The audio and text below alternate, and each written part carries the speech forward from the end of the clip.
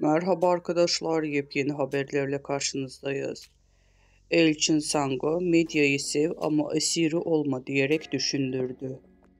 Güçlü metaforlardan oluşan kısa filmde medyanın gerçeklik algısına nasıl çarpılabileceğini gözler önüne seriyor. Elçin Sango'nun fotoğraflarında görünmemesinin medya tarafından tükenilen bir figür haline getirildiğinde gerçek kimliğinin kaybolduğunu sembolize ediyor. Medyaya esir olamam uyarısı insanlarda medya tüketiminde bilinçli olmalarını hatırlatıyor.